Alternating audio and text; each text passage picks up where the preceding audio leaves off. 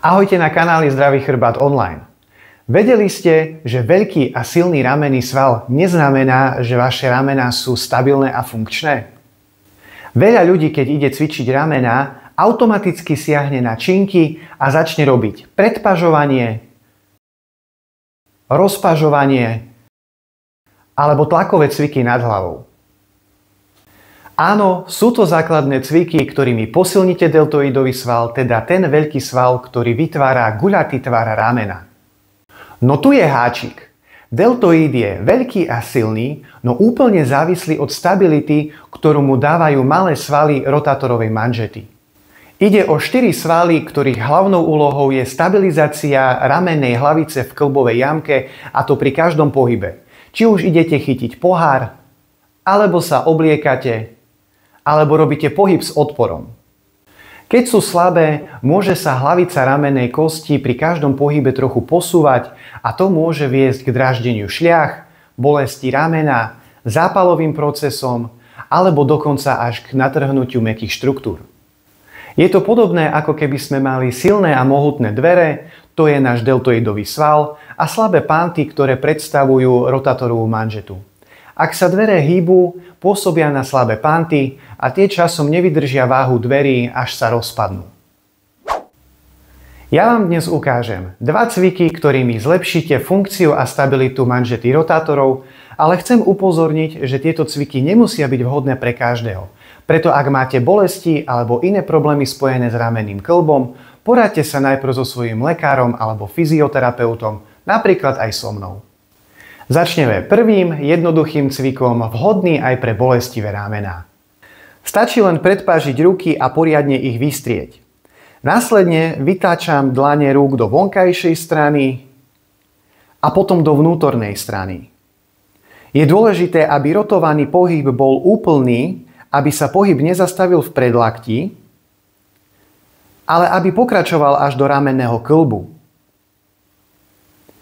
Dýchanie prispôsobte rýchlosti pohybu tak, aby výdych bol na konci rotácie. A to takto. Nadýchnem sa a s výdychom urobím jednu rotáciu. S nádychom sa vrátim do neutrálnej polohy a s výdychom prechádzam do opačnej rotácie. A spojím to do jedného pomalého a kontrolovaného pohybu, ktorý môžete opakovať 8 až 12 krát.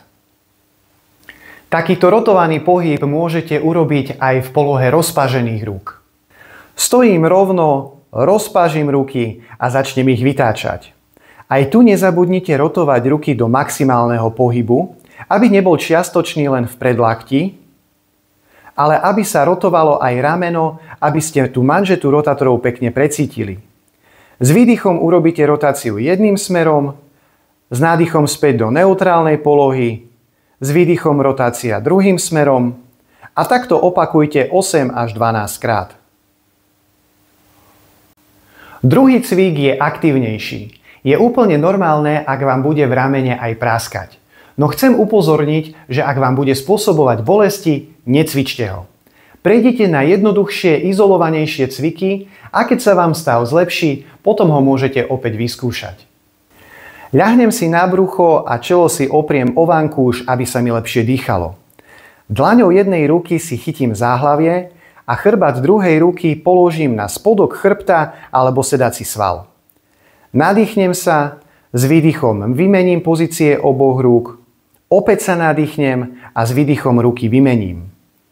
Kľúčové pri tomto cviku je, aby sme sa nedotkli zeme. Na začiatok opakujte približne 10 krát v 2 sériách a ak bude cvik komfortný, môžete zvýšiť opakovania. Ak by toto bolo náročné, vyskúšajte si zacvičiť v sede alebo v stoji. Nebude vám prekážať podlaha a budete mať lepší priestor, aby dráždenie ramena nebolo také agresívne. No aby došlo k zlepšeniu funkcie, predstavte si, že ležíte na zemi a máte obmedzenie podlahy. Aby to nebol jednoduchý pohyb, kedy lakte smerujú dopredu. Rotátorová manžeta nie je sval, ktorý vidno, ale určite je cítiť, keď nefunguje. Preto sa o ňu starajte ako o povrchové svaly, lebo vďaka nej bude funkcia vášho ramena efektívnejšia a bez bolesti aj v staršom veku. Ak sa vám video páčilo, pošlite ho niekomu, o kom viete, že mu pomôže.